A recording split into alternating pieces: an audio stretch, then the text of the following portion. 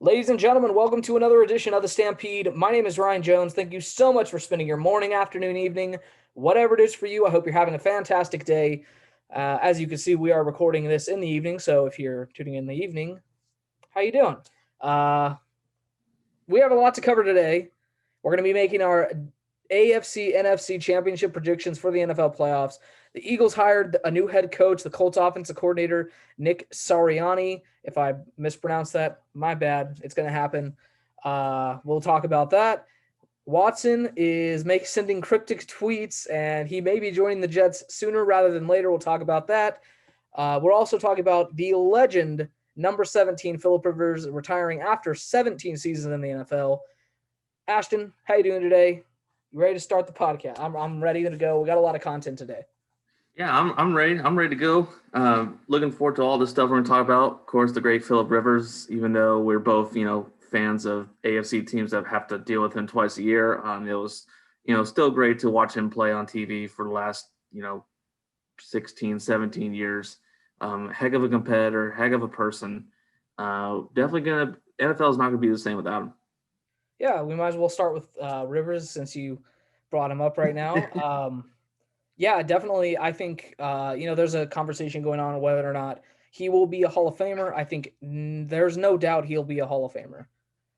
Look, there's a long list of quarterbacks that have played a long time and have made the Hall of Fame without winning a Super Bowl.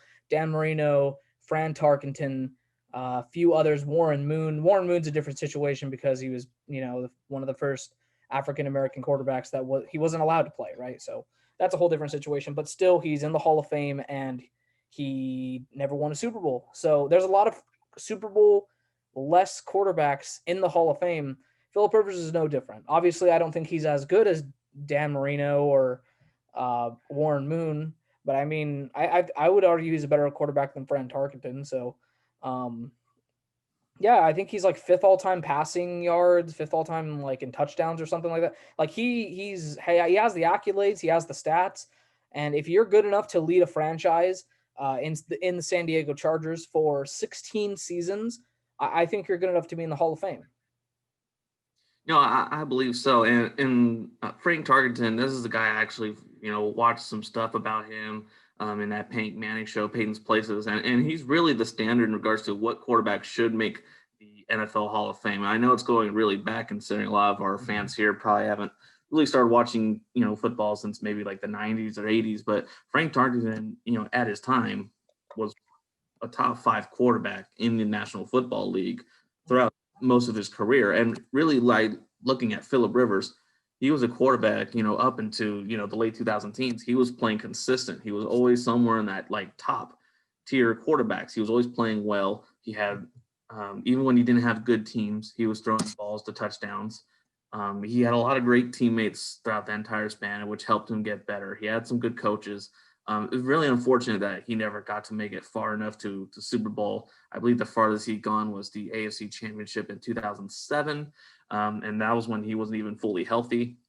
He had an ACL injury during that year, so yeah, you have to give props where props is due. And this is a guy who's just been dominating. He's thrown for a lot of yards, a lot of touchdowns. You can't ignore all the accolades he's had despite not winning the Super Bowl. And I really expect him by 2030 to be in Canton, Ohio. Yeah, I mean, even if he's not a first ballot Hall of Famer, I think he makes the Hall of Fame. You said it. He played an AFC Championship game without an ACL. He lost to actually Tom Brady, 21-12 in that game. And look, I mean, that's just one of the many stories that Philip Rivers has had in his career. I mean, obviously, I think we know him as one of the best shit talkers of all time in all of sports, right? I mean, some people hate when people do like when he does that. I love it. I think it's awesome for the game, and um, he's such a unique quarterback, and the way he throws the football, right, and the way he played the game, and the way he acted on and off the field. But I just think that he is he's one of my favorite players of all time, and that's coming from a Denver Bronco fan. So I really do think that he is he along with Fran Tart, they're very similar players, and they're the standard of what should be entered in Canton, Ohio. I think draws an interesting conversation. Obviously, Drew Brees is going to retire. He is going to be a first ballot Hall of Famer. Eli Manning will be a Hall of Famer. Should he be? That's a whole nother different discussion. But I think that Philip Rivers not winning a Super Bowl really goes to show that football is the ultimate team game. There was one season of Philip Rivers' career where he went 8-8. They had the number one ranked offense and the number one ranked defense, and they somehow went 8-8. That is a true testament to football being the ultimate team game, and special teams is, that's basically why they ended up being 8-8. They had a lot of mishaps, a lot of kick returns, a lot of punt returns to lose games and whatnot. And it's kind of wild to actually think about having the number one offense and the number one defense in the NFL, and you somehow go 8-8 and miss the playoffs. It was a year he had, LT and Antonio Gates, and it's kind of sad to see that kind of era of football is just slowly going away, right? Also LT being one of my favorite players of all time, Antonio Gates, one of the best tight ends of all time as well, just kind of they're slowly being eased out of the league, and it'll only be it'll only be a few more years until Brady's gone, and then it's time for that next wave of players, right? Well, what's crazy is think of all the great teammates he had just before he moved to Indianapolis, before he spent his final years at Colt. I mean, he had Keenan Allen, he had Austin Eckler, he had Melvin Gordon. There was a great Chargers defense already established.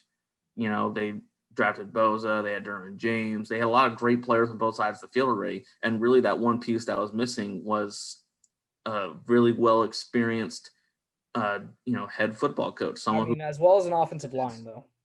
the Offensive line that last year in San Diego / LA, because that last year he played in LA. The offensive line there was one of the worst in the NFL.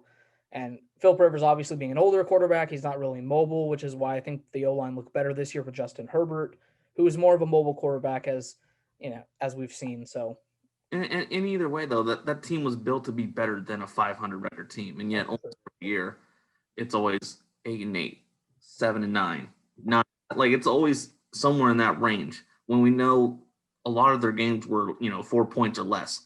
Now it's happening when Philip Rivers was there. It wasn't just because Justin Herbert was there. Like we know, had they had a better coach, we could have seen Philip Rivers in the playoffs way more times than he has in his career. So definitely looking forward to his next chapter of life. I believe he has a head coaching job at a high school in Arkansas. I'm not sure which one, but looking forward to seeing how well he does as a coach. And hopefully by the time this decade ends, we'll see him in Canton, Ohio. Be interesting to see if Rivers can somehow make his way into the coaching ranks of the NFL. That'd be, I'm sure someone would give him a job. It could be interesting to see. Maybe he'll end up in the broadcasting booth, kind of like Tony Romo. He's a player. Maybe we'll work with him. I don't know. Yeah, imagine that. That'd be crazy. I think that Matthew Stafford, another player similar to Rivers, that he has all the numbers and whatnot, but the team that he's been on has just kind of kept him out of the playoffs and whatnot. I think Stafford's only 32, so I think in the end we're going to have a similar conversation about Matthew Stafford. I think Philip Rivers is a better quarterback than Eli Manning ever was. Eli Manning just has the Super Bowls, right? And what's funny is he could have been a Giant. He really could have, based on how his draft class went, because Eli Manning, he had no plans of being a Charger. Mm-hmm. He had none. He was the person that said, if I get drafted that high by the Chargers, I'm going somewhere else. And that's what kind of basically caused this quarterback carousel, between him, Eli Manning, and Breeze. People thought it would have an effect on Ben Roethlisberger as well, but he still managed to, kind of stay out of it and managed to, find his way into a good franchise with the Steelers. But that was an interesting year when Philip Rivers entered the league because of all that drama caused by Eli Manning in the draft. All right, well, I think that's enough Philip Rivers talk. Moving on to something that I actually didn't have planned, but when you mentioned the Steelers, it reminded me of it. I want to talk a little bit about Dwayne Haskins signing a deal with the Steelers. I think I want to hear what you have to say on it, but I am a little lukewarm on the situation. I'm not a big fan of it, but I want to hear what you have to say. I'm definitely surprised. We've talked about in earlier shows how the Steelers they really have their own culture and traditions, and it's always about having players that are accountable right off the bat. Having players that are really well disciplined. We've seen in recent years how they've had a wide receiver or two kind of feel a little bit of a distraction, but even then it was nothing compared to other players throughout the whole league. And that was one of the reasons why Antonio Brown left that franchise so quickly as he did. I think if the Steelers were any other type of franchise, Antonio Brown would still have been there for like another 4 or 5 years. But I think if they were that, because they did decide to jump the gun on Dwayne Haskins and take him for, I don't know what the price was, but your deal, relatively cheap, I assume, maybe, I don't know, million, maybe less. There must be thinking that there's a way to build around him and have an offense built at least that can help them win without having so many turnovers and drawbacks. I think they're going to go into a new system that allows the run game to open up a little bit more. And you have to think, by taking a step back at quarterback, they're going to probably now invest more of their time and money into the offensive line, into the running backs. This is a team that's all about being physical. And I think they're going to find a way to do that even with Dwayne Haskins. Rather, Dwayne Haskins does his part, stay on track, don't go off the walls anywhere, don't party anywhere, stuff like that. I don't know. Only time will tell. But I really feel like under Mike Tomlin, it should be a new chapter for Dwayne Haskins, definitely. Okay, well, first off, I think Mike Tomlin is one of the best coaches in the NFL. I think he's one of the best coaches of all time. True. But I am really not a fan of Haskins going to the Steelers specifically. For one, Big Ben is still there. He has not announced his retirement. So in that regard, I kind of like it, because if Big Ben does play, Haskins gets to sit and learn and whatnot. And even his own coach, Urban Meyer, came out, Haskins obviously playing from Urban, saying that he needs to sit, he needs time. He said that before he was drafted. So if Ben is there, which it seems like he is going to be, if he's there, then I'm okay with this. The reason I'm not okay with this is, one, Haskins could end up playing day one if Ben decides to retire. Two, can you think of a more dysfunctional franchise than the Steelers right now? Like, we constantly have players doing TikTok dances, and then we have like just a bunch of dysfunction coming out of the Steelers organization. For not just this year, for in past years with Lev Bell and Antonio Brown, and a guy that obviously didn't take his NFL career seriously. He's going out partying during a pandemic, while the rest of the world is trying to stay safe and stay shut in. This guy's going out to the club, and I just don't see him going to this dysfunctional franchise at the moment. Obviously, Steelers, one of the all-time great franchises. Let's not dispute that. At the moment, it seems as if they are dysfunctional. I just don't think it's a match made in heaven. I think obviously Tomlin's a great coach. But just the landing spot, I'm not a fan of. I'm rooting for Dwayne Haskins. I really liked him coming out of that draft class with, I think it was Kyler Murray and Daniel Jones. I had him as my quarterback one in that class, right? Ahead of Kyler Murray, who we know is a franchise quarterback, right? I really liked him coming out. Obviously, he's done nothing to this point in the NFL. I hope he works hard, keeps his head down, and proves me wrong. I just don't see this working out. Also, another thing to note is Tomlin and Haskins have the same agent. So It'll be interesting. And I really think, because, as you said, that they have the same agent, I really think we're going to be hearing about how they're going to have a lot of private discussions, having themselves and their own contracts in regards to how things will be run within the quarterback room, within the team room, stuff like that. And yeah, I kind of like the situation, because I feel like if any coach can really get Dwayne Haskins, there, it's going to be Mike Tomlin, because he is one of the best coaches in the NFL. But it is definitely a surprise that the Steelers made that jump. It's definitely a surprise that Rooney even signed him. We'll just have to wait and see. Yeah, we're gonna have to wait and see, and I think that this definitely takes the Steelers out of the conversation of drafting a quarterback in the first round. So not a good day for Mac Jones and Kyle Trask, right? No. All right, let's move on to other NFL news. The Eagles hired Nick Sirianni, the Colts offensive coordinator, former Colts offense coordinator, as their new head coach. A lot of people thought Josh McDaniels was actually going to get this job, but it seems because originally looking back on the McDaniels situation, I mean, just a few years ago, he was supposed to go and be the Colts head coach, and then he backed out of the deal last second and left a lot of teams with a kind of a bad taste in their mouth, So not surprised to see the Eagles go a different direction. Just kind of surprised that they chose Nick Sirianni over an Eric Bieniemy or a Brian Dable, two other great offensive coordinators in this league. I mean, I like the system that Frank Wright brings to the table, but it kind of makes me wonder who's calling the plays in Indianapolis. Was it Nick Sirianni or was it Frank Wright? And also I think this is kind of like the Eagles admitting to themselves that they got it wrong when they let Frank Wright go to Indianapolis and they kept Doug Peterson around. I think this is them trying to, kind of fix their mistake. And this move to me, it makes it seem like Carson Wentz is going to be the starting quarterback for the Eagles next season. Going to be interesting to see if Jalen Hurts actually lands somewhere else, but only time will tell in that situation, right? So, what do you think about Sirianni going to the Eagles? I really like it. I think the Eagles, they just went, even though they did have a lot of options in regards to who can be their head coach because of so many great minded coordinators that are up in the carousel this year. I'm not surprised that they went with the safe route and got Sarari. What was his name? Sarari? Nick Sirianni. Sarani. That's Okay. the Nick best way. Sarani. That's how I think it's pronounced, but I could be wrong. Okay. Okay. Well, I think it's not a surprise that they went after him, especially since he's coached under oh my goodness, I'm sorry, I haven't had Frank my Wright. And actually, I think it's Sirianni.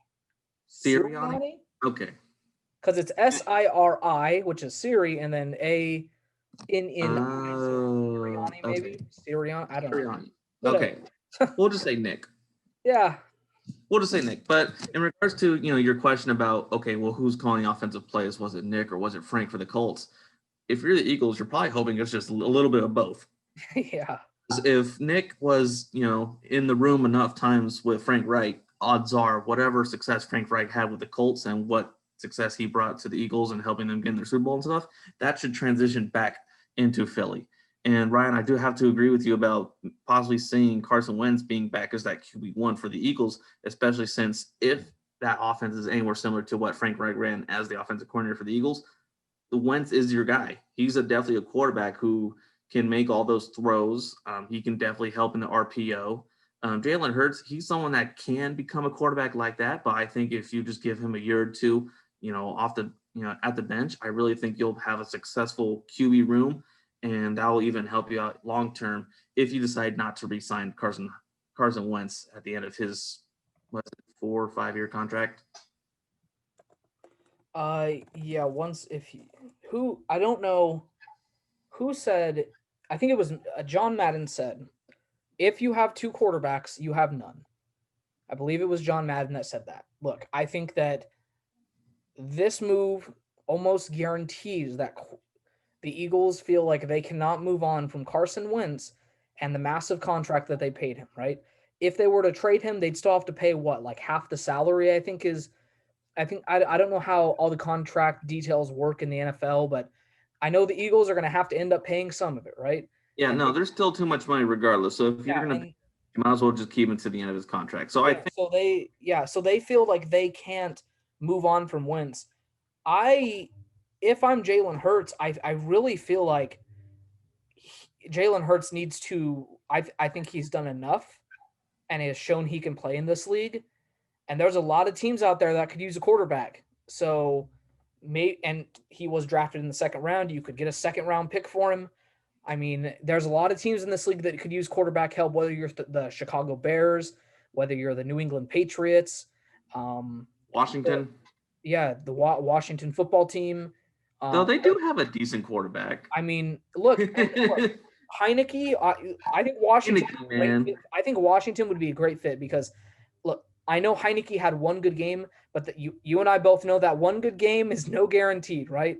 Well, Um, yeah, it's like Nick Foles. so I really think that if Hurts could, is he going to request a trade? I doubt it. I think that he will stay there and he'll try to compete for the job with Wentz. But if Hurts wants to play next season, it might have to be on a different team, whether that's Washington, whether that's New England or the Bears, maybe the Colts. The Colts have a job opening. Rivers just retired, so it's going to be interesting to see where the Eagles go this offseason with their quarterback situation.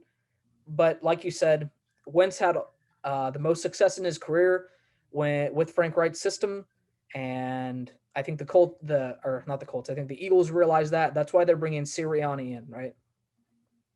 Yeah, no, I really think that the Colt or the Eagles, they're definitely thinking about just bringing back the offense that has worked around their franchise quarterback already. And yeah, if Jalen Hurts does become a starter next year, it's definitely going to be with another team. It just depends on if GMs in the NFL are willing to give up the right amount of stock to get him.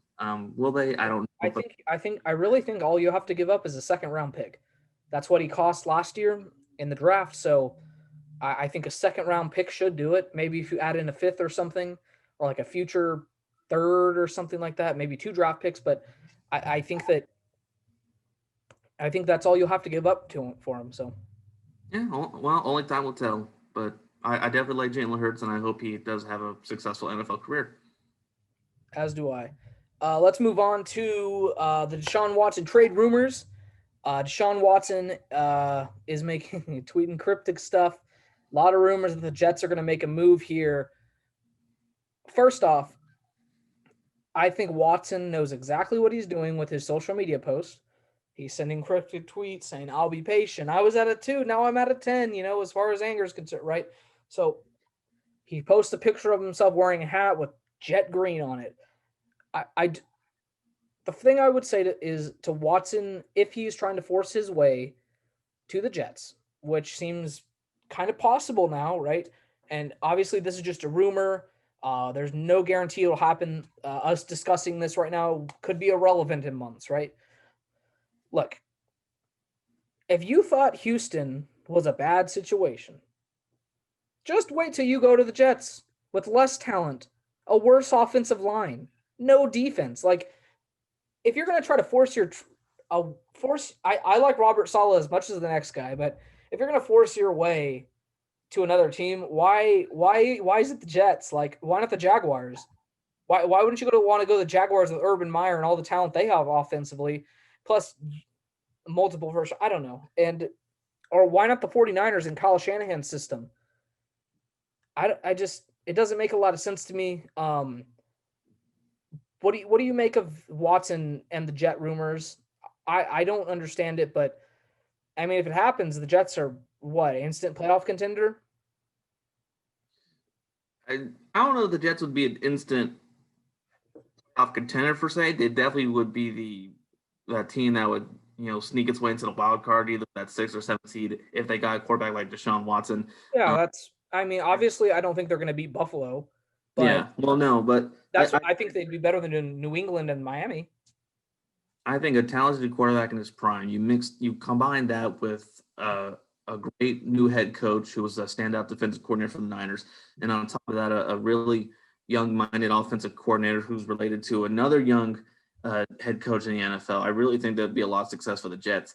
And also, we can't forget the fact that Deshaun Watson is a really smart dude. He knows his way around the business already. He knows what it takes to be part of a good team.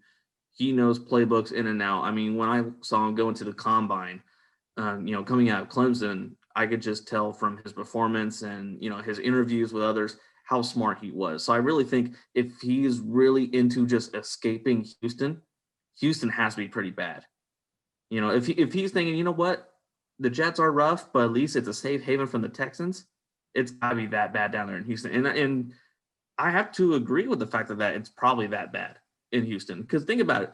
Either they keep Deshaun Watson, and despite the fact that he does sell tickets, despite the fact that he does, stand out as one of the better quarterbacks in the NFL, because you have nothing to build around him already, and because you have no picks to build around him at any time in the future, that team's going to have to just accept the fact that they're going to be 7-9, 8-8, 9-7 at best, and definitely not touching that 17 anytime soon. Considering that the Colts and the Titans, they're in their own division already.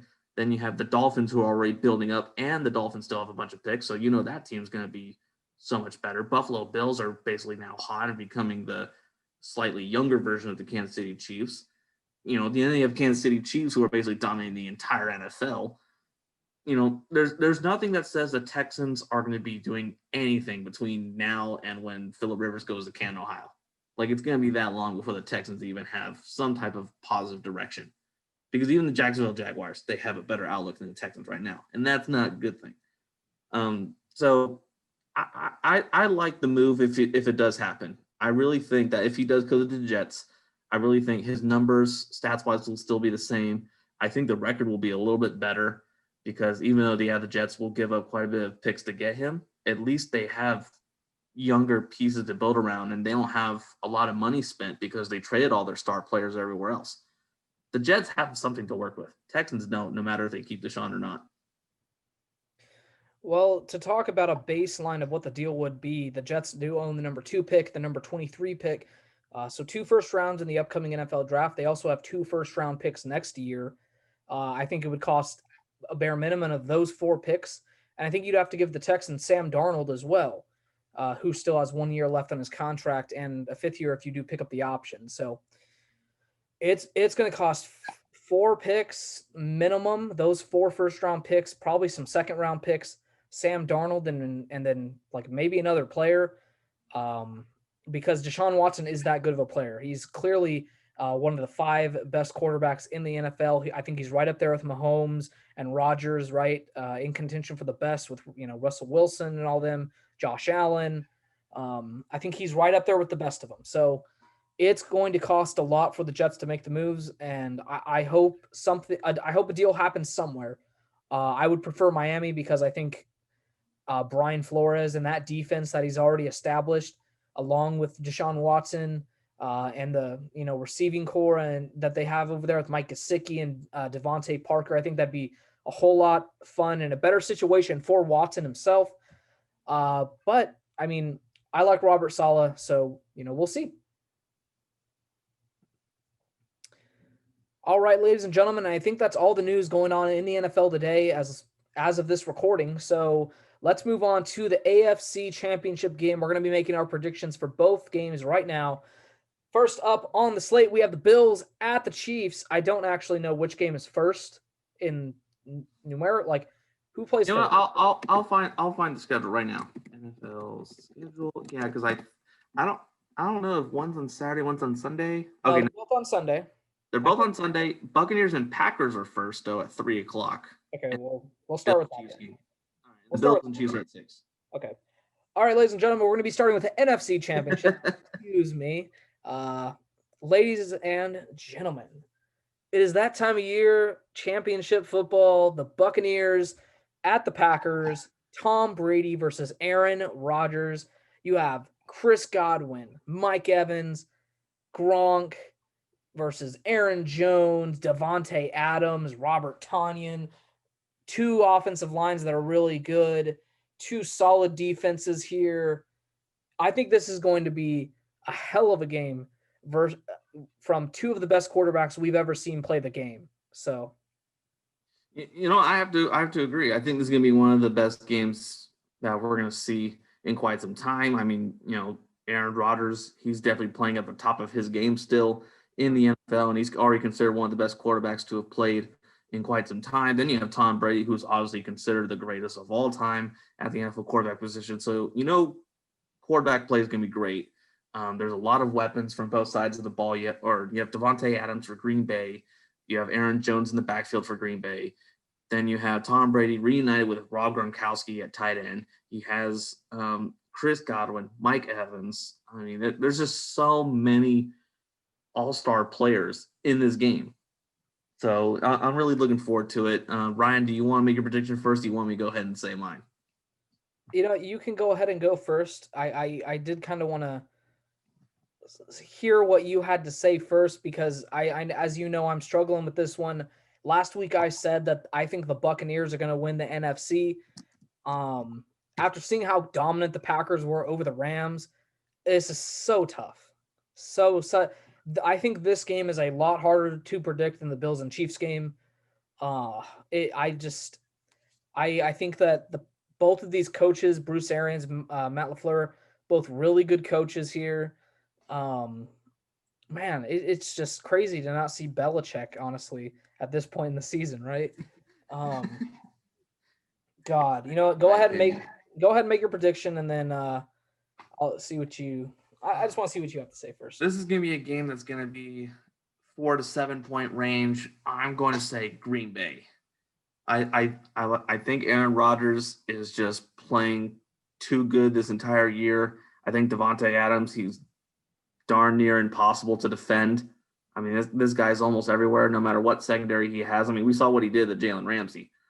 And, the Bucs, they have a good team that, they have a good defense, a good secondary, but I don't think they have enough guys to stop Devontae Adams. And even if they find a way to do that, you still got to deal with Aaron Rodgers finding somebody else and Aaron Jones in the backfield. And then also, as good as the Tampa Bay team does look based on the players that they do have, I wasn't impressed by their win. I was, I even thought that they would lose to the Saints, but that was before I realized that Taysom Hill wasn't there and the whole Saints identity basically blew out as soon as Drew Brees showed that he was hurting just to get a ball 5 yards off. But because that game was so close, I really think if Green Bay plays as hot as they've been, the way they took care of business against the Rams, there shouldn't be a reason for Green Bay to lose this game against the Buccaneers. I really see Aaron Rodgers just having the edge on this one. You know what, Ashton? Disagree with me. I know you like Tampa Bay. I'm actually going to agree with you. I think I jumped the gun last week saying that the Buccaneers would win the NFC. And if they end up winning this game, if the Bucs end up winning this game, I'll gladly retract this and be like, I told you so, and we're going to act like this podcast never happened, and I took the Buccaneers all along. But I think this game ultimately boils down to Devontae Adams. I don't think the Buccaneers have a corner that could cover him one-on-one. If Jalen Ramsey can't stop him, then I don't think anybody can. I know that the Buccaneers have Antoine Winfield at safety. They have Shaquille Barrett, Ndamukong Suh. But look, this is a really, really good Packers offensive line. And as long as Aaron Rodgers has time, and even if it's just a little bit of time, he is easily the best quarterback on that field. I think he's better than Tom Brady right now. But same, not even arguing. Yeah. And I think that at this point, Matt LaFleur is a better coach than Bruce Arians. Yep. I think the coaching advantages for the Packers here. I'm going to take the Packers here. I think this is going to be a lower scoring game, actually. I think it's going to be 20-24. I think the defenses are going to step up here. And once you get in, and plus the weather factor, Lambeau Field here in January, right? It's January still, right? Yeah. Green Bay, they definitely have the home field advantage. They have the home field advantage. Fans are going to be in the stands, not at full capacity, but there's still going to be fans there. And look, Brady, I think that Brady this year has played better than anybody thought he was going to, through 40 touchdowns. Yeah, and I don't know what his interception numbers were, but way down from what Winston was, right? And look, I still think that the arm strength is there for Brady. He's used to playing in cold conditions because he spent all that time in New England, right? But I just think that the Packers home field advantage, the MVP, the best receiver in football, I just think it's too much for the Buccaneers defense. And I'm going to take the Packers here, 24-20, I think would be my score prediction. I think it's going to be a one-score game. I'm looking forward to watching this game. I think it's going to be a great game. And yeah. I'll say 28-24, but yeah, I think it'll be around that, that range. I think the margin's pretty much 4 points, as you said. But yeah, I definitely just see Green Bay being the better team. And interesting fact, this is the first time Aaron Rodgers is hosting an NFC championship game for the first time in his career. And Yeah. he's won the Super Bowl. And this is a team, he's been part of this Green Bay team who's gone to the playoffs almost year after year. So it's kind of remarkable that this is now his first time hosting the NFC championship game in Lambeau. And I think he's really going to take advantage of that. Yeah, I agree with you. And I think that little tidbit right there is just the fact that Mike McCarthy is a horrible football coach, and we'll move on. All right. So we're both taking the Packers. Let's move on to the Bills at the Chiefs. This is going to be a great matchup. Last time they played, the Chiefs did win 26-17, I believe was the score. And I think it's going to be somewhat similar game. I think it's going to be a one-score game. But I think this game has potential to be like 45-42. Like, I think this game is going to have some fireworks. Neither of these defenses have been playing particularly well. I guess the Bills played well against the Ravens, but at least during the season, the Bills were being carried by their offense and Brian Dable. Chiefs came out. Fun fact: every single drive where Mahomes was playing against Cleveland, they scored besides a missed field goal by the Chiefs kicker. So I think that Josh Allen is going to have to play the game of his life right now. I'm going to take the Chiefs though. Josh Allen has done everything and more to prove me wrong. I thought he was going to be a bust.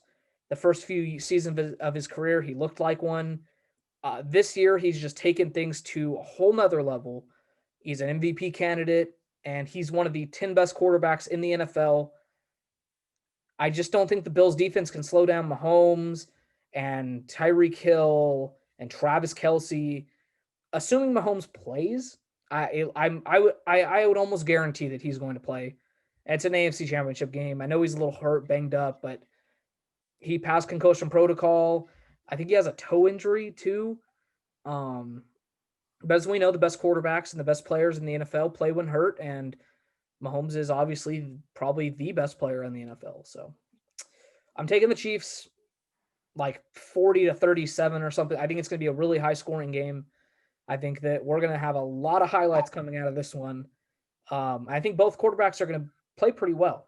So, This is the game I expect to be a shootout as well. I think both teams are going to have a hard time finding ways to defend both Patrick Mahomes and Josh Allen. We've seen how talented they both are with their arms, with their legs. I do think the Chiefs will find ways to force the Bills to run the ball one way or the other, or at least create one of some tough one-on-one matchups for Stephon Diggs. But yeah, there should be a lot of points still being scored on both ends. This is a game that could easily be like 45-42, 38-35, something like that. But I do have to agree with you, Ryan, and say that the Chiefs are probably going to be the favorites to win this. They're playing at home. You still have the best, one of the best quarterbacks in the game. You still have one of the greatest coaches in the game right now.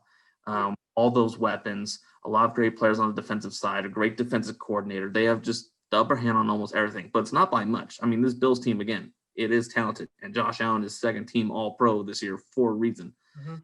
So it's going to be a good game, but I just see the Chiefs having the upper hand. They've been in this position now. They're playing at home for the third consecutive year in the AFC Championship game. They just have all the slightly better weapons and tools, and I think they'll have the slightly better game plan. No, I agree with you. I think that the Chiefs, although it's not by much, because I love the Bills coaching staff, I think the Chiefs have the coaching advantage. Andy Reid, even before he won his Super Bowl last year, I think Andy Reid was one of the best coaches of all time. Oh yeah.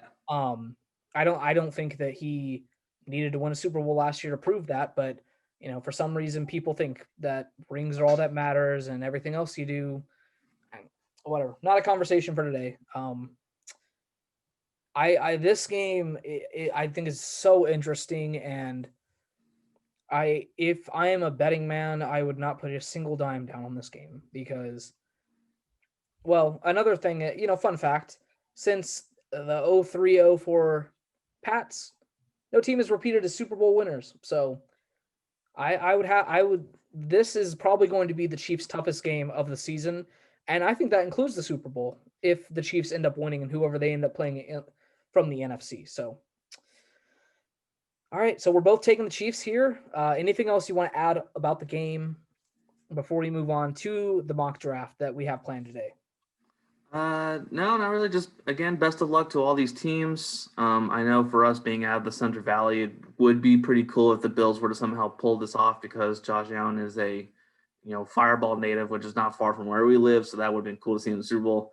But either way, it's just cool to see these two matchups going on this weekend, and I'm really excited to see who comes out on top, especially since again, just a lot of great teams, a lot of great players, and regardless of who wins the Super Bowl on February 7th, I think it is, history will be made. All right, ladies and gentlemen, time to move on to the mock draft. Now, we do these about once a week. Maybe we'll start doing them every other week because at some points they do tend to get a little bit repetitive. Because at this point, we only know so much, and only not all the picks are solidified.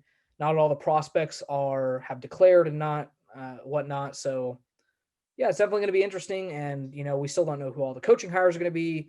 Obviously, look, this year I think is going to be one of the hardest years when in regards to drafting players because there's no combine for one thing. So I think you're gonna have to rely on pro days and whatnot. And I think that pro days could be a little bit misleading because if they players tend to perform a lot better at pro days than they do the combine, and I don't know why that is. Maybe it's just the environment, but I trust the combine a lot more than pro days. So let's just say that and move on. All right, Ashton, I believe you have the number 2 overall pick this draft because last time I did, I am on the clock with the Jacksonville Jaguars, and I'm going to be taking Trevor Lawrence. I don't think there needs to be that much of a discussion. He is the best player at any position. He's the best quarterback. The Jags have a needed quarterback, and Urban Meyer's the new head coach. I am taking Trevor Lawrence.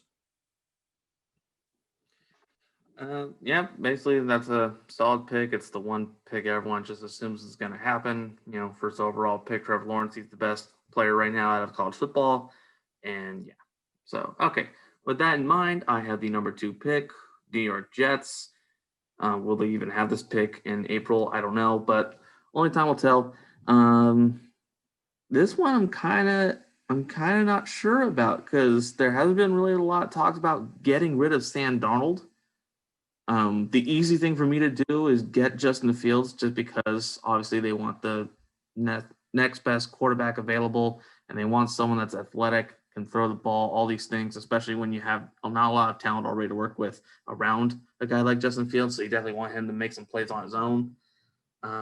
You know what? I'll just do the safe thing. I think they'll get rid of Sam Darnold, probably get like a 3rd round pick, 4th round pick, and get Justin Fields. So the number 2 pick, Jets will have Justin Fields.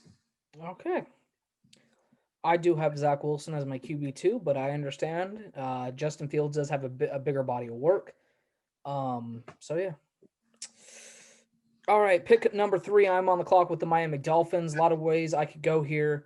I could take a wide receiver here. I could go Penei Sewell out of Oregon, the offensive tackle who is going to be an absolute baller in the NFL.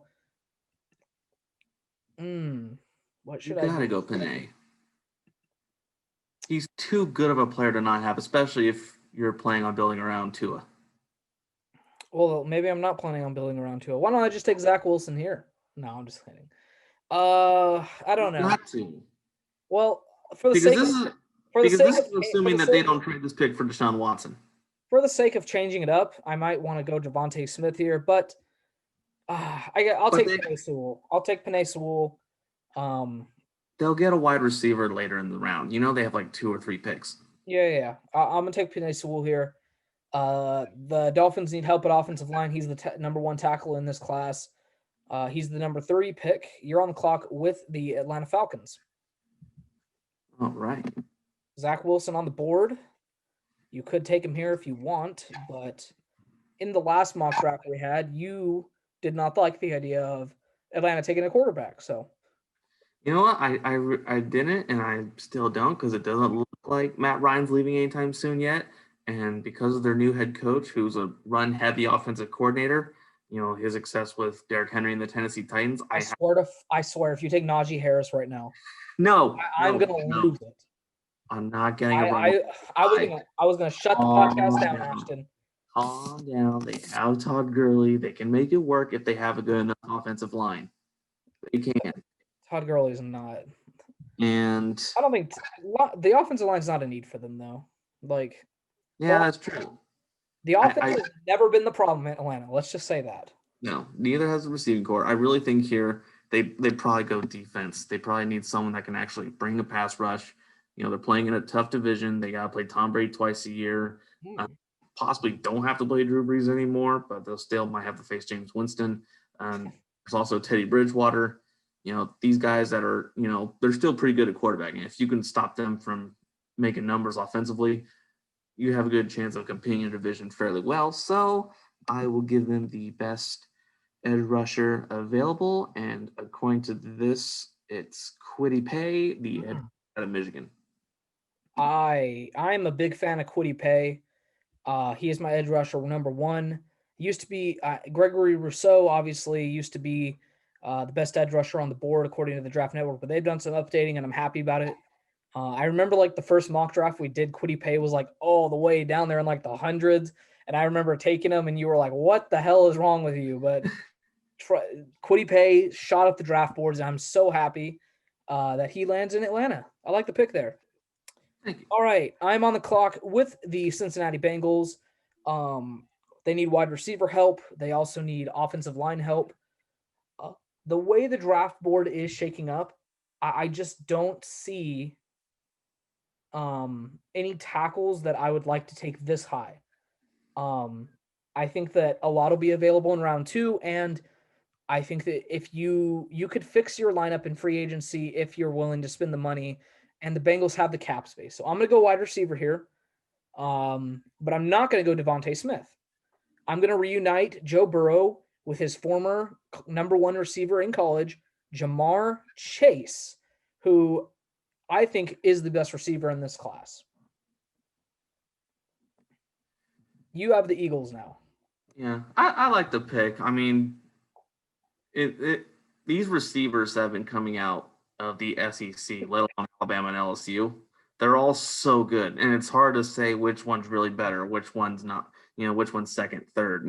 All these guys are great route runners, catchers. They're fast, they're elusive, they're agile, they're strong. They're all these things. It's like Julio Jones freaking went to Camino from Star Wars and found a way to clone himself. It's ridiculous how well these receivers are coming out of the SEC. And not even just the SEC, just the last few drafts or wide receivers have been taken in the late rounds too. Like the wide receivers coming out in recent years have been unbelievable. Yeah. I mean, Justin Jefferson already standing out as a receiver. Jerry Jeudy, Henry Ruggs, CeeDee Lamb too. CeeDee Lamb, all these guys just dominating. So, and yeah, it makes sense to kind of bring a guy in that has a lot of chemistry with Joe Burrow because I don't want to reach on an offensive lineman here, because I think if you really want to, maybe the Bengals could trade back and still get one. Hopefully they'll just buy one. Yeah, I think they should. I think they should get a veteran that knows what the hell he's doing to protect Joe Burrow. So either way, they need an offensive lineman. I hope they do find one because I like Joe Burrow. All right, anywho, with these obviously, sorry to cut you off. Obviously, sorry to cut you off. Look, and obviously, if Sewell falls to pick 5, the Bengals are going to take him. So, go ahead. All right, so number 6 pick.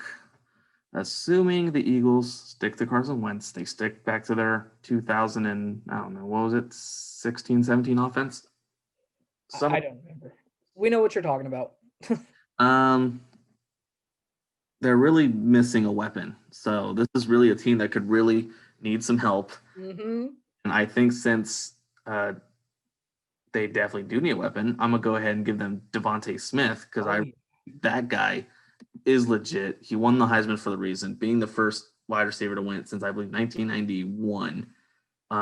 He was so dominant at the University of Alabama. It's hard to ignore him being at least the next best wide receiver available in the draft. I would love for Devontae Smith to end up an Eagle. I really think that he would be like the second coming of Deshaun Jackson there, right? And we've seen Deshaun Jackson be just dominant at times. So it'd be cool. Yeah. All right. Now I'm on the clock at pick number 7 with the Detroit Lions, who in this scenario are going to be trading Matthew Stafford away and selecting their new quarterback with a new regime in Detroit. Zach Wilson is going to be a Detroit Lion in this scenario. Wow. He's on the board, and I think that if he's available at 7, you have a new regime going in Detroit. You're not in win now mode, so I think you could trade Stafford away for a first-round pick to a contender such as the 49ers. Maybe the Denver Broncos want to give him a try. Even the Patriots, the Washington, Chicago. Like, there are so many teams that could use a quarterback as good as Stafford.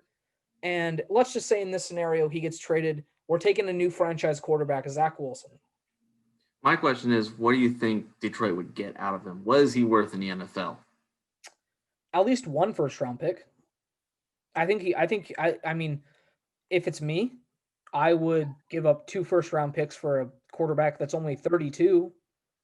Yeah, quarterbacks are playing till they're 40 now, right? Yeah, they're playing fairly young. Matthew Stafford is playing still good, in my opinion. I think with what he has and what's been around him for so many years, he's playing fairly consistent. I mean, even Phillip Rivers couldn't do any better. So, yeah, no, give props. That's definitely worth a first pick, maybe 2. All right, moving on. 8th pick in the draft, Carolina Panthers. I don't know if they move on from Teddy Bridgewater just yet. We're already kind of seeing the quarterbacks kind of leave in the first round, so I don't think they reach at this point. Maybe if they trade or something, I don't know. But I think they have to go for – man, I mean, their team is young all over the place, but I think it'd be great if they brought back a solid tight end since they were definitely missing Greg Olsen. A go-to tight end that can win those one-on-one jump balls and stuff like that. Be also a really good blocking tight end because of the size. Kyle Pitts, you are a Carolina Panther. Pitts out of Florida. He's basically Darren Waller 2.0. He has the size, the speed. I mean, he's just too good to ignore, especially this high up in the draft. Hey man, I'm a big fan of Kyle Pitts, as you know. Most time, in previous mocks, we've had him falling all the way to the 15th pick to the Patriots, but here he goes it's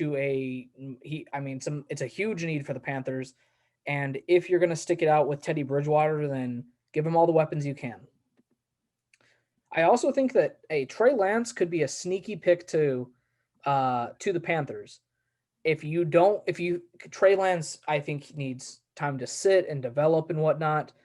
And you have Bridgewater under contract for 2 more seasons. You could sit Trey Lance if you want for 2 seasons. And then once Teddy's contract is up, you bring Lance in. And I think he's such a physically gifted quarterback, Trey Lance is, that he would really benefit from sitting. Just keep an eye on Lance to the Panthers. I think it has a real possibility of happening, and rumors around the NFL saying that it has a real possibility of happening. So, well, if you're already waiting 2 years, you might as well get the best weapons available. Mm-hmm. Help Teddy Bridgewater with what he got, and then draft a quarterback when his time's out. All right, I'm on the clock with the number 9 pick. My Denver Broncos are on the clock. They need a lot of help at edge rusher, corner. They need some linebackers. You got to replace Von Miller. I was thinking about that. Without Von Miller, but I think that the guy that came in this season, Malik Reed, who was actually like the 3rd string edge, the rotational pass rusher, actually played pretty well for the Broncos. So if Von Miller does not return, and plus I don't think there's any edge rushers worth taking at this point unless you want to take a chance on Gregory Rousseau, I'm actually going to go linebacker and choose Micah Parsons here. I was actually going to say that you could move Micah Parsons around if you have to, but I think, if you're not going to go edge, you got to go at least linebacker or a corner. I really think corner needs a lot of defense. No, I'm going to go Micah Parsons, who very well, I think, is probably the best all-around defensive player in this draft. He's good in coverage. He's the perfect modern linebacker. Same with Jeremiah Owosu, two really good linebackers in coverage. I just think that, obviously, we talked about this on the last podcast, or the last time we did a mock draft, that linebacker is sort of it's becoming a devalued position. But if you have that elite linebacker with the elite speed as Micah Parsons does, it really helps your defense out. And it's a huge need for the Broncos, so I'm going to take Micah Parsons here.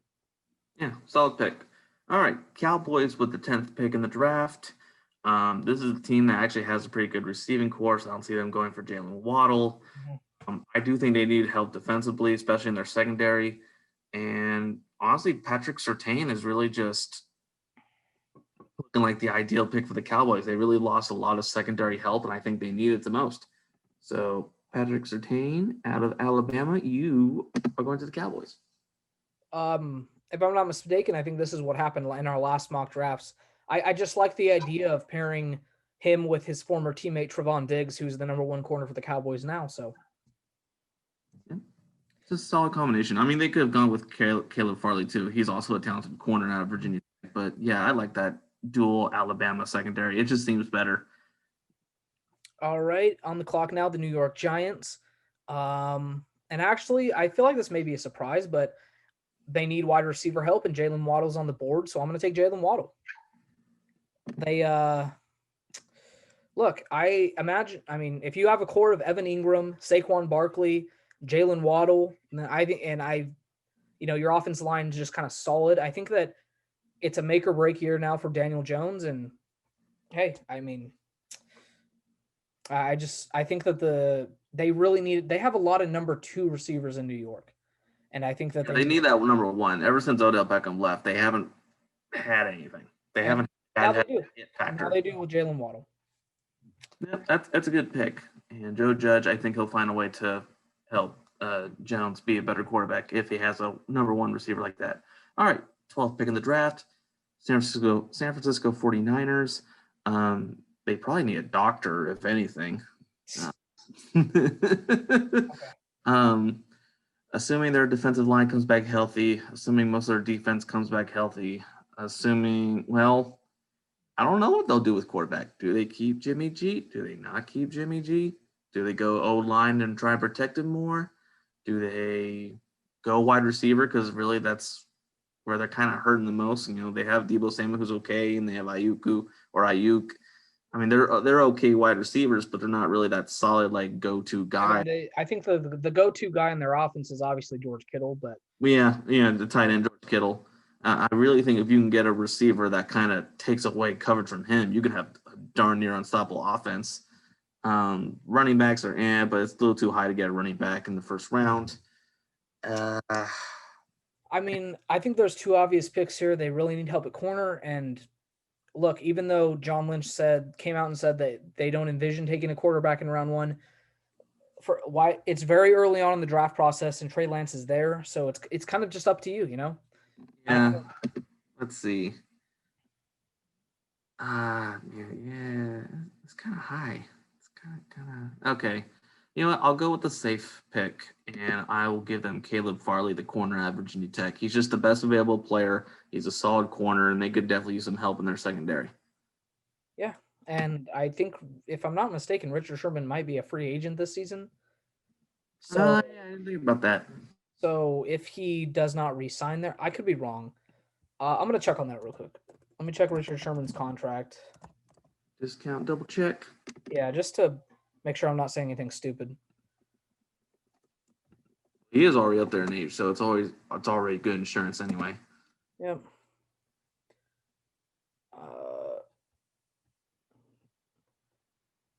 2021, he unrestricted free agent, so. Yeah, 3-year before 2018, 2019. Yeah. So there's possibility they don't have the cap to resign him. Sherman goes to another contender, tries to win another Super Bowl. And I mean, Sherman's still one of the best cornerbacks in the NFL. So, but now you can replace him if he doesn't resign with Caleb Farley, or you could pair him alongside him. All right, so I'm on the clock with the Chargers, and there are lots of offensive linemen on the board. I'm going to take one of them. I'm actually going to go with Rashawn Slater out of Northwestern, who is slowly becoming one of my favorite players in the draft. He's a little smaller, but he has really quick feet, and he's only 6'4", and I know it's only 6'4", but for an offensive tackle, it's a little smaller. But I really am liking Rashawn Slater. I'm going to take him. They need offensive line help. Got to protect Justin Herbert. So. No, I like the pick. I mean, they definitely need some help in the offensive line. They want to protect their new quarterback, Justin Herbert. Everywhere else across the board for their roster actually pretty good. So really, they just need an upgraded coach, which it seems like they already did, hiring Staley. And yeah, offensive line just seems like the right pick. If my thing refreshes, there we go. Okay, 14th pick in the draft, Minnesota Vikings. I think they're still going to keep Kirk Cousins. Yeah. Fine at running back. Offensive line could get a little bit better, but it's not bad. I mean, Dalvin Cook has had a really good year in rushing. They have Justin Jefferson. They have Adam Thielen still. I mean, if you want to go interior defensive line, Christian Baymore is there from Alabama. That's true. So I'm just thinking like what's best available in regards of what they need. And Joseph Osai, he's really kind of sticking out for me. It does say that they do need offensive line help, but also defensive line help. I mean, look, Osai is look, they need an edge rusher because they need someone to pair with Danielle Hunter. And although who's the other edge rusher that was with him that went to the Lions? Don't know. What was his name? It says definitely best available edge. It does say that they do need inside offensive line help. So if they want to, they can go for Elijah Vera Tucker, but he's pretty far up or pretty far down. So it'd be kind of a reach if they went that far with him. This is where it gets interesting. I think in regards of what they need and who's the best prospect available, it just seems like the best compromise would be Joseph Asai, the edge at Texas, just because he's somewhere that's already projected in the middle of that first round, and he's definitely something that Minnesota could definitely use, especially since they deal with Aaron Rodgers twice a year, Matthew Stafford twice a year. I don't know if Mr. Trubisky will be the Bears quarterback or not. Maybe. He's not. But, having a solid edge rusher would definitely help their defense. So I'll just go with the safe pick and give the Vikings Joseph Asai, edge rusher at Texas. Okay.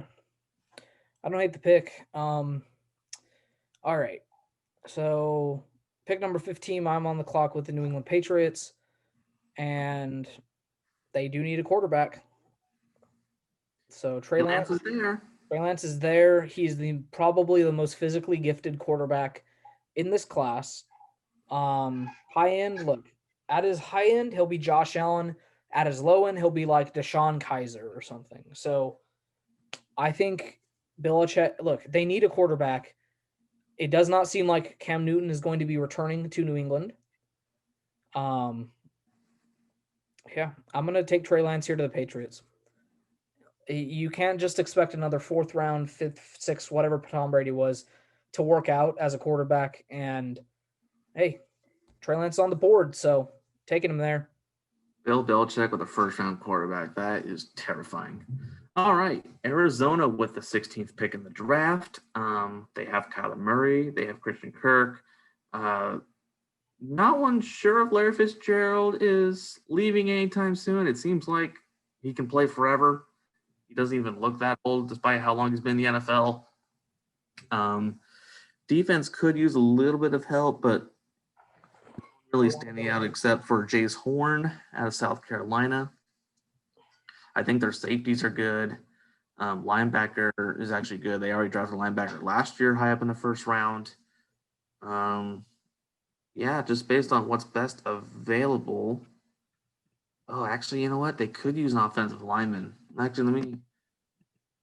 No, actually, it just says their best thing is corner. Yep. All right, I'll do the same thing again, and I will give them Jace Horn, corner out of South Carolina. It's already considered their biggest priority in regards of draft, and I think that'll definitely complement their safeties that they already have that are playing well. All right, yeah, J.C. Horn. I don't hate the pick there. I have your team, the Oakland Raiders. Vegas. Yeah, Vegas. yeah, the Las Vegas. Not Oakland. My bad. Sorry. Get it right. Man, I really want to take Najee Harris here because, as we know, Josh Jacobs been in a lot of trouble, but I don't think I'm going to do that because I wouldn't be mad. I know, and I obviously wouldn't be Josh mad. Jacobs being one of the best running backs in the NFL, he's still under contract, so I don't envision him getting traded. I think he'll just go into camp, he'll get his act straight, and as a punishment, it'll probably just be backfield by committee, right?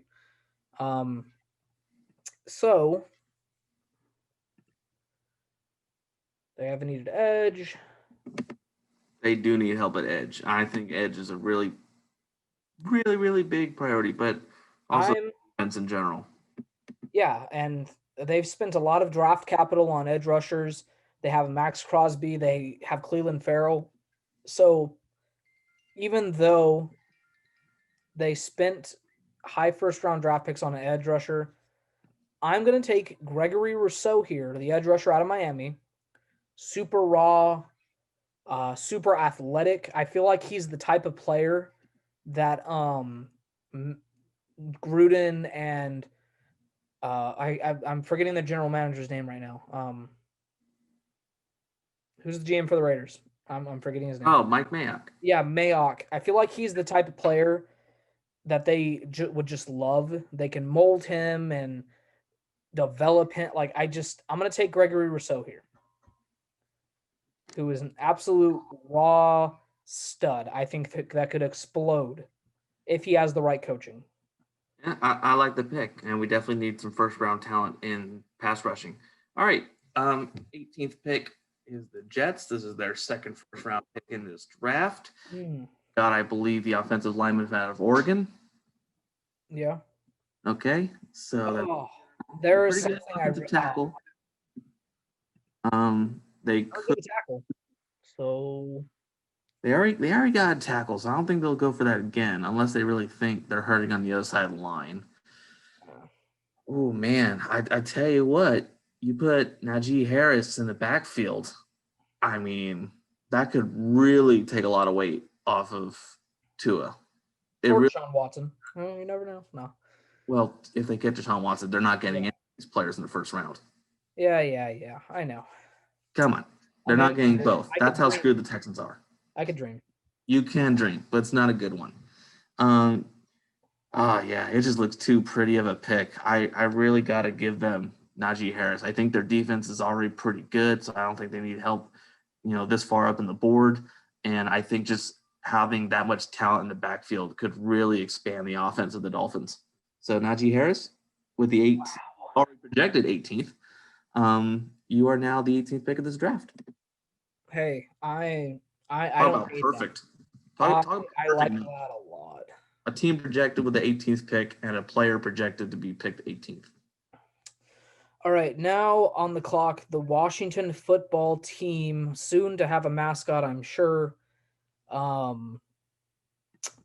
Says their top needs quarterback, but I think that next season they'll probably just end up running it back with Alex Smith and Taylor Heineke. So I'm actually going to go offensive tackle here. Since Trent Williams, who was one of the best tackles ever, left their franchise last season to go to the 49ers, they have been suffering. So I'm going to take Christian Darrisaw out of Virginia Tech, who I think is a better player than Samuel Cosmi. So I'm going to take Christian Darrisaw. All right, now I got the 20th pick with the Bears. They definitely need help at quarterback and offensive tackle. Well, and wide receiver. In fact, it's emphasized twice that they need wide receivers. I think they're assuming that Allen Robinson's gone. So yeah, they need a lot of things. The safest pick I think for them would to get Samuel Cosmi because he is pretty high up there in the board. But Mac Jones is still there. You could do that too. So yeah, it's up to you. You know, I don't. I do the Bears think that they are a quarterback away, and if they, so I think the real I question don't. is for the Bears, if you think you are ready to win now, which I'm sure they view themselves that way because of the defense, then I don't think you take the quarterback and you just go the veteran route. But if you just feel like you've been needing that franchise quarterback forever, then I guess you take Mac Jones here. I don't know. I, I just there's just something about Chicago that just says they're not expecting a young quarterback to turn their franchise around. There's just something about Chicago that just says they need a veteran to lead that team. They need someone that can understand what it's like to be in the NFL already and be a leader right off the bat. And I don't know if they're going to be expecting that from a young quarterback anytime soon. So I'll go ahead and take away the quarterback route out of the picture. They have good running backs. I really got to assume at this point, because offensive tackle is a priority for Chicago, they're just going to get Samuel Cosmi, the offensive tackle out of Texas. Okay. You know, it just makes sense. I really don't see it. The only way I see them replacing Mitch Trubisky is with a veteran quarterback. I just don't see Chicago going young. It's just weird. I mean, I think it's a real possibility that they take a tackle and back-to-back tackles coming off the board here. I think that you made my job a lot easy. Mac Jones is going to be a Colt. They need a franchise guy since Andrew Luck retired, and there you go. You got the Titans now. Right by Mac Jones. I just saw him. He's like the 34th ranked player. I think he's way higher than that. He Yeah, should. I got him. Okay, so I don't know why it's that low. Um, they don't need running backs. They could definitely use some help on the defensive side. Um, they do have some good receivers, but I wouldn't be mad if they got Rashad Bateman. Man, Well, Corey Davis, their number 2 is a free agent. So after AJ Brown, they don't have anything. So you know what? Rashad Bateman it is. I really think they need some weapons, because I really think with the new offensive coordinator that they'll have next year, they're going to find ways to spread the ball out a little bit more to make Derrick Henry's life easier. I think they'll still be a run-heavy team, but they won't be taken seriously if they don't have enough weapons in the perimeter. So, Rashad Bateman out of Minnesota, you are a Tennessee Titan. all right. Pick number 23, the New York Jets are back on the clock. We already took Justin Fields, our new franchise quarterback. I believe you took him there. Yep. Now I could go a lot of ways here. They need help basically everywhere because, they're the Jets. But because they just hired a defensive-minded head coach, I'm going to take a defensive player here. Now I know they already have CJ Mosley who opted out this season, but teams need more than one linebacker. I'm going to take Jeremiah Owusu-Koramoah, who is the perfect coverage linebacker, a good complement to CJ Mosley. So now the Jets have one of the best linebacking cores in the NFL. Yeah, I mean, it makes sense. If you have one of the top linebacking cores and you have a strong-minded, defensive-minded head coach, you should expect that Jets defense to actually be worth something, let alone the team itself will be worth something. And this is assuming that they'll have these picks, assuming they won't have Deshaun Watson. Only time will tell. I don't know. But it seems like a good pick. All right. I have the Steelers pick 24 in the draft. I will say this. They do need help in the run game. I don't know if it's because they necessarily don't have a good enough offensive line, or they just need to go away from their current running backs. But Travis Etienne is right there. He's available, and he's not considered a reach. And honestly, their defense is already pretty good, so I don't think they need Zaven Collins or Nick Bolton. I got to go Travis Etienne. I really think they need some help in the run game, and he's a talented enough back to where he can not only explode in the run game, but also be out there as a receiver. So Travis Etienne at Clemson, you are a Pittsburgh Steeler.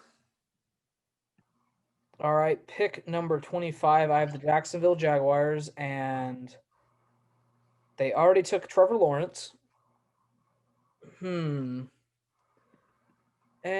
they could use an offensive tackle to help him out, protect him. They could also go corner. Um, but I don't want to reach on a corner. This is kind of it gets tougher when you get down, farther down the draft board. Um, I really wanted to go defense, but I don't think I can honestly at this point. I'm gonna take Alex Leatherwood, the tackle out of Alabama. Just and if he doesn't work at that tackle, you can move him inside. But I think he just had a dominant season, and the Jaguars. You got to protect your franchise quarterback. So I'll take Alex Leatherwood. You have the Browns now. All right. Wow, they're so low in the draft. This is weird. I'm not used to this. Are you used? I don't think anyone's used to this. Mm-mm. The Browns with the 26th pick, not the 6th pick, not the 2nd pick, the 26th pick. Okay. What do they need? That's the question. It's definitely they do need some help at edge. Yeah. Corner. Which they still have Myles Garrett. They need a number 2 though. They do need a solid, someone on the other side to kind of complement things. I think that they need someone all along that defensive line other than Myles Garrett. Yeah. Well, all right. Well, let's see. So even on the interior or edge, it's they need both. Yeah. They need linebacker help too. It's literally the whole defense. Yeah. Well, let's see. Zaven Collins is still available. Nick Bolton's available. They're both around their projected range here. I'm trying to see what they have at edge. Azeez Ojulari. Azeez Ojulari. He's another guy that's pretty raw. Going to take some developing, but if you can get everything out of him, then. Which again, he's going to be working with Myles Garrett and probably a solid defensive line coach anyway. He'll probably end up being a 3 tech though, so just keep that in mind. He's 6'3", 240. So. I'm trying to remember if Cleveland runs a 4-3 or a 3-4 defense. I can check that for you real quick. Because if he's a 3 tech dude. I would imagine they run a 4-3 because they have Myles Garrett, who's going to always be basically bringing heat. All right. You know what? I think I'll go with linebacker just to play it safe, and I'll give them Zaven Collins out of Tulsa. All right.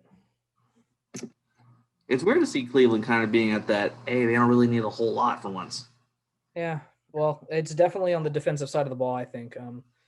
All right, I have the their offense stack. Yeah, I have the Ravens pick number 27. I'm actually going to take an edge rusher here. Both of their edge rushers, Yannick Ngakoue and the other one's slipping my mind, but they're both free agents. I don't think you can retain them. I'm going to be mocking edge rusher to them basically the entire all of draft season. And Azeez Ojulari, if he falls this far, I think he's a perfect player for the Ravens. All right. Ooh, you have the Saints. What do they not need, apparently, even though they made it far? Quarterback. No, you can't. You can't take Kyle Trask here, honestly. They can't afford anything either, so I don't even know if they're going to even keep the player that they draft. It says they need help at corner and linebacker. Let's see. Let me go back to best overall players. So Nick Bolton is there. Eric Stokes out of Georgia. Dylan Moses out of Alabama, linebacker. I don't know. Harris Marshall out of LSU. That's actually a nice looking pick. Oh man. I'll give him Nick Bolton. All right.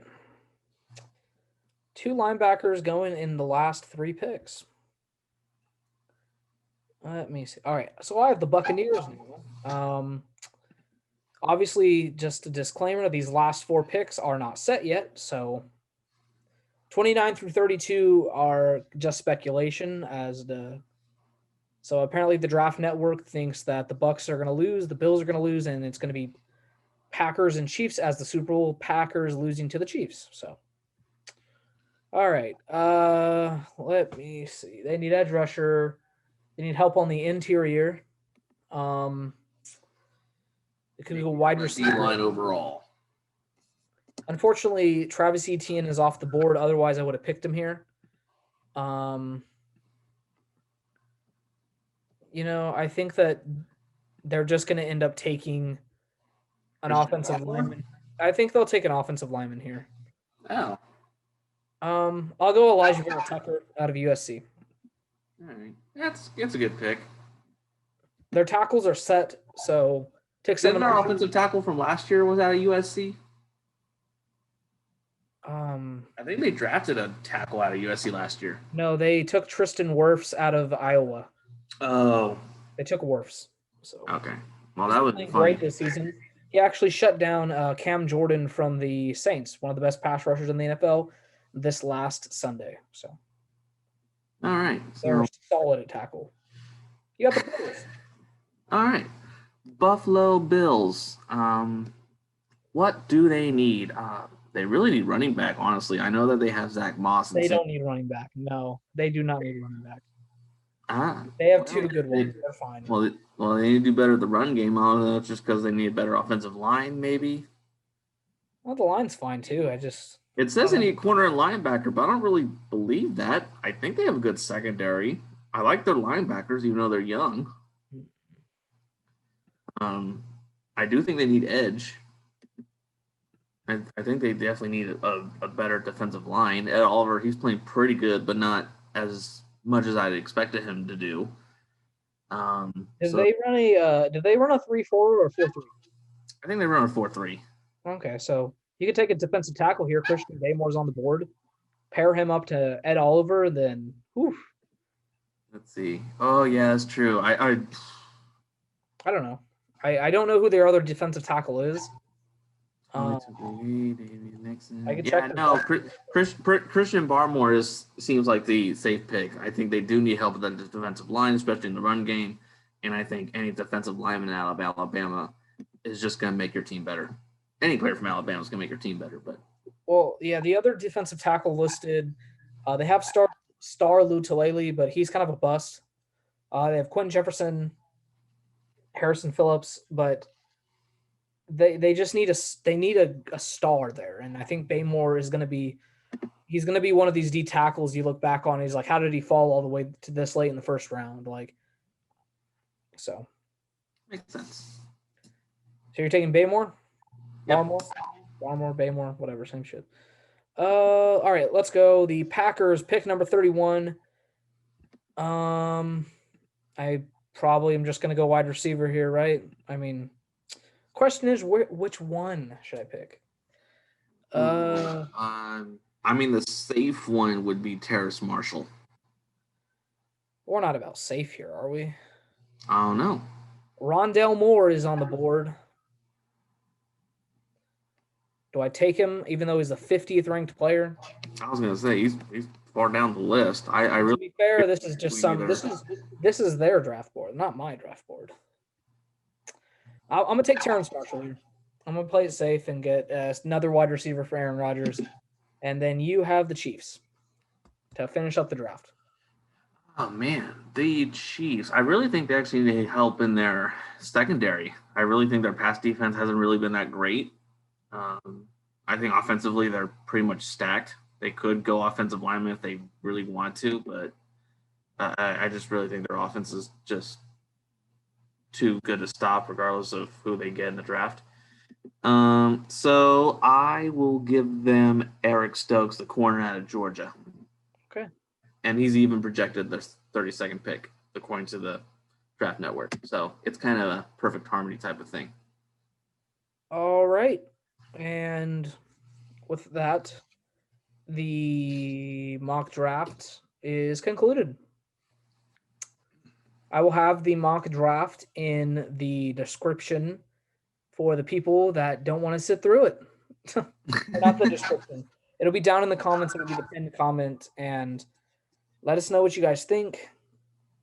And with that, unless we have some breaking news going on right now, I think we're going to call it here on the Stampede podcast. Any last words, my friend? Just looking forward to this weekend. Love the football. It's already kind of sad knowing that the Super Bowl is less than a month away, but just really looking forward to watching all these teams play. The Bucks, the Packers, the Bills, and the Chiefs. These are really four of the best teams in the NFL right now, and it'll be interesting to see which one comes out on top.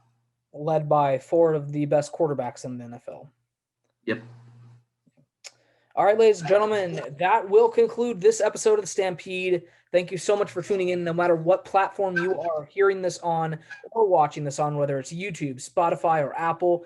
Please do yourself a favor and do us a favor by following the show, subscribing the show, giving us a 5-star review, liking the show, comment down below, whatever the platform that you listen on allows you to do to support us. Please do. We would greatly appreciate it. It allows the two of us to potentially do this full time for a job one day in the future. So please support us in any way you can. That has been this episode of the Stampede, and we will see you guys next time. Peace. See ya.